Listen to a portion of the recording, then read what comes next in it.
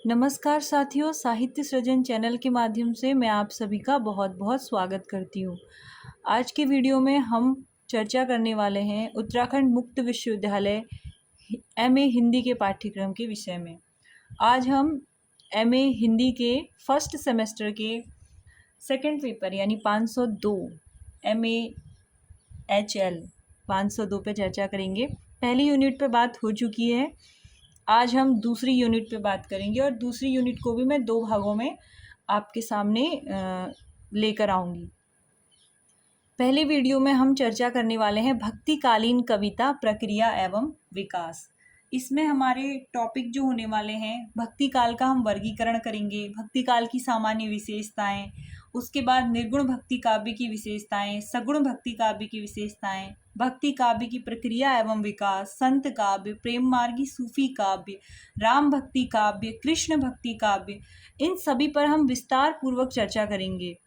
तो आज के वीडियो की शुरुआत मैं एक प्रश्न के माध्यम से करूंगी जो परीक्षा की दृष्टि से भी उपयोगी हो सकता है।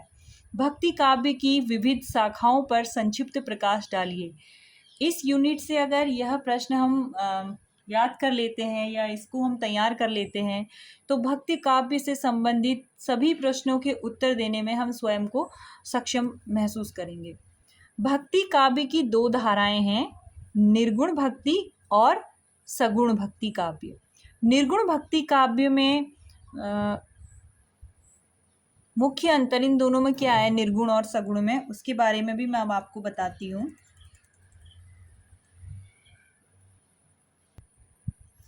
दोनों में जो अंतर है, निर्गुण शाखा में भक्ति का अवलंबन अगोचर, अजन्मा, अशरीरी, इंद्रियातीत, अगम्य, निराकार परमेश्वर के रूप में है, जबकि सगुण शाखा में जो उपास्य है वो गोचर, साकार और शरीरी है, वह अवतरित होता है। जैसे कि हम राम भक्ति शाखा या कृष्ण भक्ति शाखा में ये चीज़ देखते हैं, उन्हें अवतारी पुरुष माना गया है।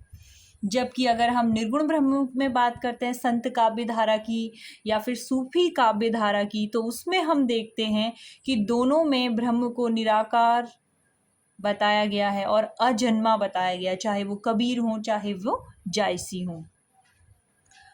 डॉक्टर नगेंद्र द्वारा संपादित एक पुस्तक है हिंदी साहित्य का इतिहास। इसमें आचार्य परशुराम चतुर्वेदी निर्गुण भक्ति सगुण भक्ति का साम्य और वैषम्य उद्घाटित करते हुए लिखते हैं कि सगुण भक्ति में जहाँ लीला अवतार को आराध्य स्वीकार किया गया है, वहीं निर्गुण भक्ति में ब्रह्मानुभूति को स्थान दिया गया है। सगुण भक्ति में जहाँ भगवत अग्रह का भरोसा होता है, वहीं निर्गुण भक्ति में आत्मविश्वास का बल रहता है। सगुण भक्ति जहाँ बाह्य लालित्य की महिमा से मंडित है, वहीं निर्गुण भक्ति अंतः सौंदर्य की गरिमा से दीप्त है। सगुण भक्ति जहाँ साकार तथा सविशेष के प्रति होती है, वहीं निर्गुण भक्ति निराकार और निर्वेश के प्रति। सगुण भक्ति में जहाँ स्वकीय तथा परकीय दोनों भावों का समावेश है, वहीं निर्गुण भक्ति में शक्ति रूपा नारी के प्रति निष्ठावान रहते हुए भी उसके रमणीय रूप अर्थात परकीय भाव के प्रति आकर्षण का अभाव है। अब हम चर्चा करते हैं भक्ति काव्य की सामान्य विशेषताओं के बारे में। तो इन सभी विशेषताओं को टॉपिक वाइज मैंने यहाँ पर लिखा हुआ है, इनके बारे में हम अभी बात करेंगे। भक्ति काव्य हिंदी साहित्य का स्वर्ण युग माना जाता है।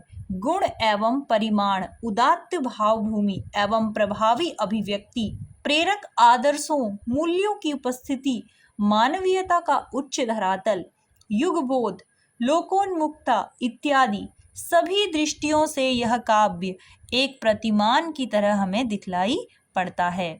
अपने इन्हीं गुणों के कारण ही भक्ति काव्य भारतीय समाज का पथ प्रदर्शक रहा है, उसे आध्यात्मिक तृप्ति और रसानुभूति कराता रहा है। इस भक्ति काव्य की 4 शाखाएं हैं, इसको आप लोग ध्यान रखिएगा। सबसे पहले संत काव्य, प्रेम मार्गी, सूफी काव्य, राम भक्ति काव्य और कृष्ण भक्ति काव्य। इन चारों शाखाओं के अपने अपने निजी वैशिष्ट्य हैं, प्रवृत्तियां हैं और विशेषताएं हैं। तो सबसे पहले हम बात करेंगे ईश्वर के उत्कट प्रेम एवं अनन्य निष्ठा। इसका मतलब होता है ईश्वर के प्रति असीम विश्वास प्रेम और निष्ठा। कबीर जो हैं उनका एक कबीर के शब्द हैं और साखी शब्द रमेनी दोहे, ये सब हैं। एक जगह कबीर ने यहाँ तक कहा है कि आखड़ियाँ छाई पड़ी पंथ निहारी निहारी, जी भड़िया छाला पड़िया राम पुकारी पुकारी। कबीर प्रियतम परमात्मा के विरह में व्याकुल होकर इतनी बात तक कहते हैं कि आंखें पूरी तरह से क्या हो गई है, झाई पड़ गई हैं रास्ता निहारते निहारते, और जीभ में छाले पड़ गए हैं राम नाम पुकारते पुकारते। इसी तरह तुलसीदास जी ने भी कहा है कि एक भरोसो एक बल एक आस विश्वास, एक राम घनश्याम हित चातक तुलसीदास। यानी कि तुलसीदास के लिए तो एकमात्र भरोसा और सहारा केवल कौन है, श्री राम है। दूसरा हमारा है अहम का विगलन, यानी अपने अंदर का जो अहंकार है उसको मिटा देना, समाप्त कर देना। भक्त कवि परमात्मा के पास अपने अहम को पूर्णतया विसर्जित करके जाते हैं। प्रभु के समक्ष उनका अपना कोई अस्तित्व नहीं है। प्रभु की सेवा, उनका सेवक बनने में ही वे अपनी सार्थकता देखते हैं। कबीर तो अपने आप को राम का गुलाम और राम का कुत्ता तक कहते हैं।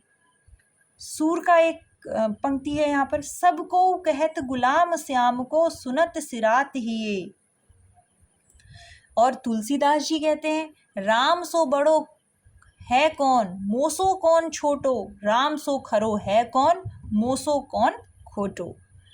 तो इन सब पंक्तियों से हम उनके अहम का विगलन महसूस कर सकते हैं। तीसरी हमारी जो हेडिंग है, सांसारिक विषय वासनाओं के प्रति इन्हें उदासी है। भक्त कवि प्रभु भक्ति में सबसे बड़ी बाधा माया और मोह को मानते हैं। उनका मानना है कि इन सब में फंसकर ही वह परमात्मा से जो मनुष्य है वह विमुख रहता है। कबीरदास जी जो हैं जीवन को क्षणभंगुर मानते हैं और ये कहते हैं, माली आवत देखी के कलियां करी पुकार, फूली फूली चुन लई काली हमारी बार। यानी कि माली के माध्यम से वो बताना चाहते हैं कि संसार जो है मिथ्या है, समाप्त होने वाला है। देखिए, मैं यहाँ पर अधिकांश इन जो भी मैं यहाँ पर हेडिंग है इनके अंदर दोहे शब्द या ये उक्तियाँ इसलिए बोल रही हूँ क्योंकि परीक्षा में जब हम प्रश्न का उत्तर लिखते हैं, जितना ज़्यादा हम इनका प्रयोग करेंगे उतना हमारे लिए फ़ायदेमंद रहेगा। और ख़ास करके अगर हम हिंदी विषय को पढ़ रहे हैं तो यह भी हमारे लिए आवश्यक हो जाता है कि जो हिंदी के प्रमुख कवि हैं उनकी मुख्य रचनाओं को तो कम से कम हम गंभीरता पूर्वक लें और उनका अध्ययन करें और कोटेशन के रूप में उनमें से कुछ चुनकर अपने प्रश्न के उत्तर में लिखने की क्षमता अपने अंदर विकसित करें। अगला है संतों के प्रति श्रद्धा एवं सत्संग पर बल।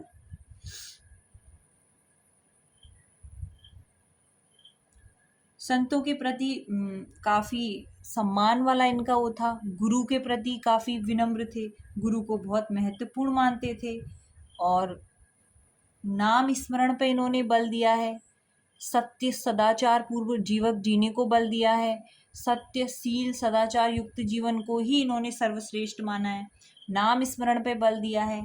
इनका दृष्टिकोण जो है वो कैसा रहा है, मानवतावादी दृष्टिकोण रहा है और ये लोकोन्मुख भी है। तो इस प्रकार ये तो कुछ भी कठिन नहीं है, इसे बड़ी आसानी से लिखा जा सकता है। भक्त कवि जो भी हैं वह सभी मनुष्य को परमात्मा का अंश मानते हैं, चाहे ब्राह्मण हो, शूद्र हो, राजा हो, रंक हो। उन्होंने कहा भी है, जाति पाति पूछे नहीं कोई, हरि को भजे सो हरि को होई। भक्ति काव्य का मूल मंत्र ही यही है। और सत्यशील सदाचार युक्त जीवन जीने का उपदेश, इसका मतलब है कि भक्त कवियों ने जीवन को धर्मानुसार अर्थात सत्यशील सदाचार के सम्यक पालन करते हुए जीने का उपदेश उन्होंने दिया है। समस्त सृष्टि को प्रभु की अभिव्यक्ति मानकर सभी के प्रति कल्याण की भावना एवं कर्म होना चाहिए।